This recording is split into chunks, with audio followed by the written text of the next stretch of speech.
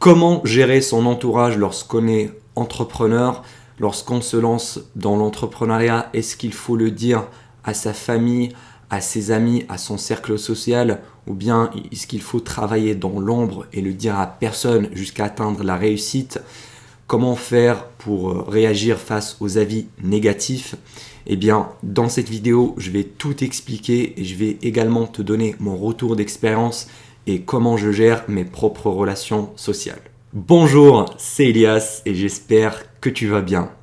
Alors, lorsqu'on est entrepreneur ou bien lorsqu'on décide de lancer son propre business pour atteindre sa liberté financière, eh bien, on est des gens différents. On va sortir des sentiers battus, on est différent de la masse des gens. Parce que la plupart des personnes de ton entourage, ils sont des salariés la plupart du temps. Et donc, quand on se lance dans l'entrepreneuriat, ça veut dire qu'on est des personnes ambitieuses, qu'on veut atteindre nos objectifs et qu'on a refusé ce système salarial, qu'on a refusé d'être des esclaves jusqu'à la fin de nos vies pour faire enrichir un patron et obtenir une misérable retraite à la fin qui va servir à rien tout simplement. Et donc, c'est un chemin qui est assez solitaire. On doit être indépendant, on doit réagir avec notre propre volonté et ne pas suivre la vie et tout simplement le train de vie classique des autres, métro, boulot, dodo. Mais le problème avec ça, c'est que on est toujours dans notre cercle social, c'est-à-dire qu'on est toujours en train de côtoyer des salariés, les membres de ta famille sont des salariés, tes amis, tout ton cercle social, il est composé essentiellement de salariés et donc les autres personnes, avec leurs pensées, ça va influencer également ta manière de penser et ça va forcément te tirer vers le bas si tu ne sais pas comment bien réagir, si tu ne sais pas comment gérer ton entourage lorsque tu es entrepreneur ou lorsque tu veux devenir un entrepreneur. Donc, dans cette vidéo, je vais commencer par expliquer vraiment tous les cercles sociaux et comment les gérer pour vraiment obtenir les meilleurs résultats possibles et pour réussir ton business et ne pas laisser le côté personnel influencer ton côté professionnel. D'ailleurs, tu connais sûrement la citation qui dit « On est la moyenne des 5 personnes autour de nous ». Donc, c'est une citation véridique, mais il ne faut pas la prendre à la lettre et supprimer tous tes contacts, tes amis, tes membres de famille qui ne sont pas des entrepreneurs et t'entourer uniquement d'entrepreneurs parce que dans ce cas-là, tu vas avoir un déséquilibre entre la vie sociale et la vie professionnelle. Donc, je vais t'expliquer comment je procède moi personnellement et du coup, on va commencer avec le cercle social proche, c'est-à-dire ton partenaire ou ta partenaire si tu es en couple. Donc déjà, si tu es célibataire comme moi, eh bien, tu as de la chance parce que tu peux rester focalisé à 200% sur ton entreprise et tu n'auras personne pour te casser les couilles. Donc vraiment, c'est une chance, tu vas avancer beaucoup plus vite. Par contre, si tu es en relation avec quelqu'un, eh bien, il faut analyser ta relation dans un premier temps. Est-ce que tu perds beaucoup de temps avec ton partenaire ou ta partenaire? Parce que les relations amoureuses, franchement, ça prend énormément d'énergie, de la charge mentale également. Par exemple, si ta copine t'envoie un message, tu es en train de penser à elle, tu dois répondre, puis tu dois retourner au business. Puis ça prend vraiment énormément de temps pour entretenir la relation. Ça prend également de l'argent, voilà, pour les déplacements, les restaurants, etc. Ça prend de la charge mentale également et ça, personne n'en parle. Pourtant, la charge mentale, c'est quelque chose de très important. Dans la vie, on ne peut pas être bon dans tous les domaines. Donc, tu dois forcément sacrifier quelques-uns pour vraiment performer et être le meilleur dans un de ces domaines-là. Et pour moi, personnellement, j'ai choisi le business et l'entrepreneuriat. C'est vraiment le centre de ma vie. C'est mon objectif principal. Et du coup, il faut analyser ta relation et voir si ça te prend énormément de temps. Dans ce cas-là, il faut diminuer un peu ça parce que pour lancer ton entreprise, tu dois bosser énormément d'heures et si ta copine, par exemple, ne comprend pas ça, eh bien, ça va mal se passer. Si, par exemple, elle te sollicite un peu trop voilà, il te dit viens, on va sortir là, alors que toi tu dois bosser sur ton entreprise et que elle veut pas comprendre ça. Dans ce cas-là, la meilleure solution, c'est de la quitter. Et crois-moi, quand tu seras riche, quand tu vas réussir ton business, tu auras de meilleurs choix, tu vas avoir de meilleurs partenaires possibles. Donc t'inquiète, tu vas pas finir tes jours seul. Et d'ailleurs, petite parenthèse pour les hommes célibataires qui me regardent, en fait, je vois tellement de mecs, surtout de jeunes mecs de mon âge, qui perdent des heures et des heures à essayer de trouver une relation, à essayer de trouver une copine. Voilà, ils téléchargent toutes les applications de rencontres, Tinder, Bumble ou je ne sais pas quoi. Ils swipent tous les jours, des heures et des heures tous les soirs. Et ils essaient de draguer à droite, à gauche, dans leur cercle social. Et ils perdent énormément de temps juste pour essayer de trouver une copine. Ils sont vraiment en chien. Eh bien, pour ce genre de mecs-là, ils vont jamais réussir dans l'entrepreneuriat. Parce qu'il faut faire des priorités. Quel est ton objectif dans la vie?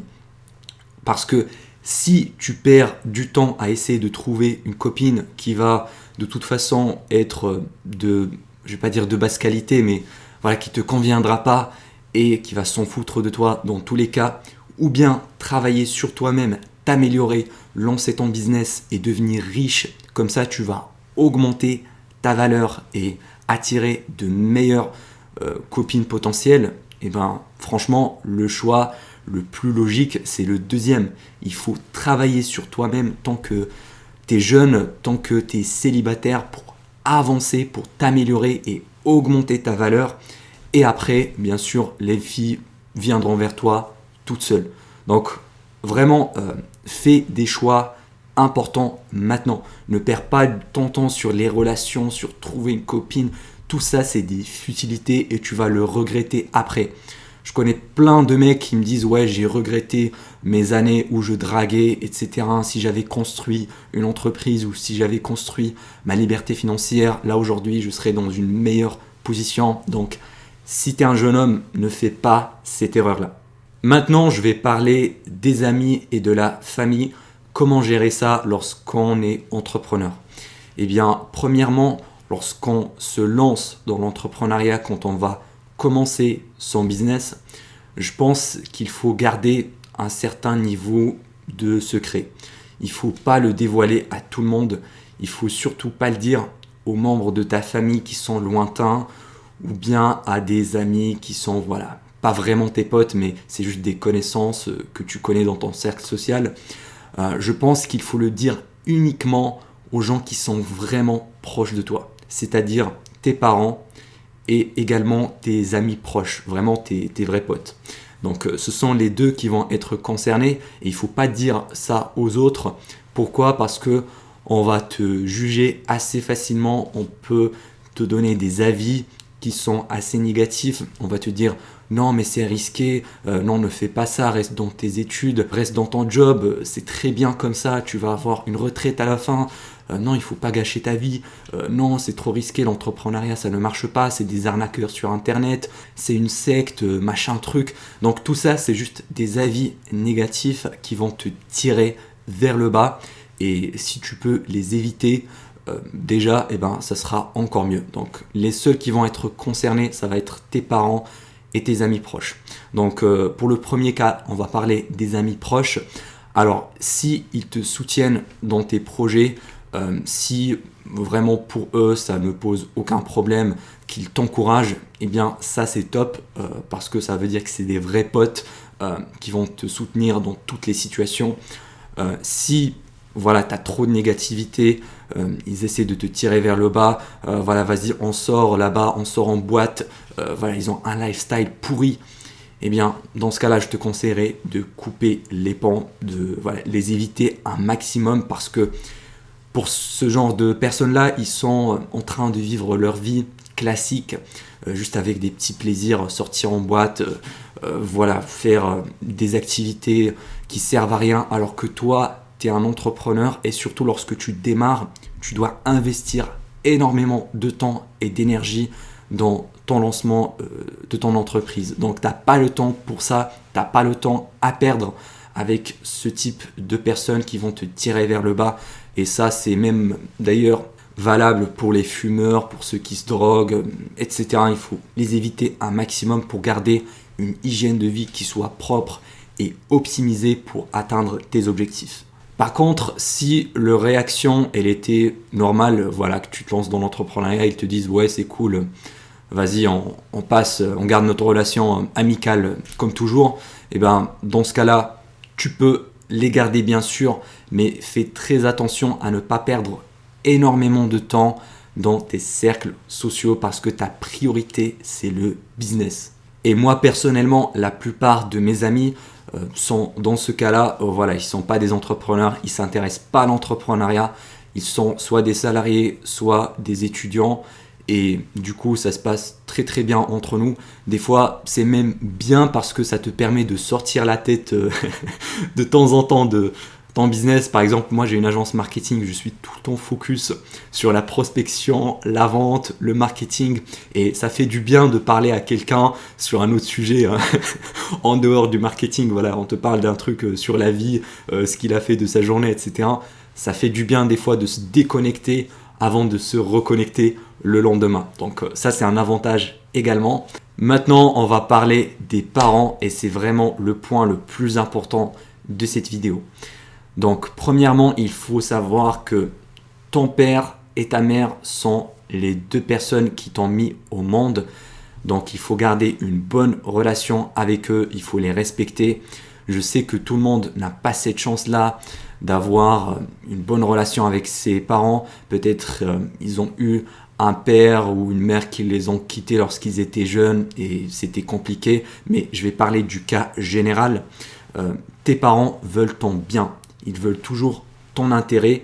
Et par exemple, si tu leur dis « je me lance dans l'entrepreneuriat, je me lance dans un business en ligne », eh bien, si ils ont un avis positif, s'ils te soutiennent, eh ben, c'est top. Mais dans la plupart des cas, ils vont essayer de te ramener, de te rabaisser et ils vont te donner un avis négatif parce que pour eux, l'entrepreneuriat, ça n'existe pas. Ils ne comprennent pas ça. Donc, il ne faut pas vraiment prendre leur avis au sérieux parce que eux-mêmes n'ont pas réussi dans l'entrepreneuriat, eux-mêmes n'ont jamais monté une entreprise, ils ne sont jamais devenus riches. Et du coup, il ne faut pas demander des conseils à une personne pauvre sur comment devenir riche. Voilà, c'est complètement débile et c'est le cas pour tes parents. Ils ne sont pas riches, donc tu ne dois pas prendre leur avis en compte. Parce que pour tes parents, ils n'ont pas vécu avec Internet. Parce que la plupart, ils sont nés dans les années 80, les années 70, les années 50 et ils n'ont pas grandi avec Internet et du coup, pour eux, gagner de l'argent en ligne, c'est quelque chose d'impossible. Donc ça ne sert à rien de les convaincre, de raisonner avec eux, d'essayer voilà, de les rallier à ta cause. Ça ne va jamais marcher parce que pour eux, dans leur tête, dans leur réalité, il n'y a qu'une seule route pour devenir riche, c'est de faire de bonnes études. Par exemple, des études en ingénierie ou en médecine pour à la fin avoir un job comme médecin ou bien un ingénieur salarié ou bien un avocat et ensuite économiser son salaire et l'investir peut-être dans l'immobilier. Pour eux, c'est la seule voie pour devenir riche alors que c'est totalement faux. Ce système-là est complètement dépassé aujourd'hui grâce à Internet. N'importe qui a la motivation, qui a la capacité d'apprendre peut devenir riche en quelques années seulement s'il passe à l'action parce qu'aujourd'hui avec Internet on a une grosse opportunité et ça n'existait pas à l'époque de nos parents. Donc pour eux ils sont encore dans la matrice, ils sont encore dans le train de vie métro, boulot, dodo. Donc ne perds pas ton énergie à essayer de les convaincre, ça va jamais marcher. Voilà, essaye d'éviter des sujets sensibles. Par exemple, s'ils ne sont pas d'accord avec toi sur ce que tu fais, essaye d'éviter le sujet au maximum, voilà, lors de tes dîners en famille, etc. Et concentre-toi sur tes projets et ignore tous les avis négatifs. Parce que si tu te fies à leur avis, ils vont te dire non mais c'est trop risqué, non il faut pas quitter ses études, tu vas finir ta vie au McDonald's comme un raté, non il fallait être ingénieur, il fallait être médecin.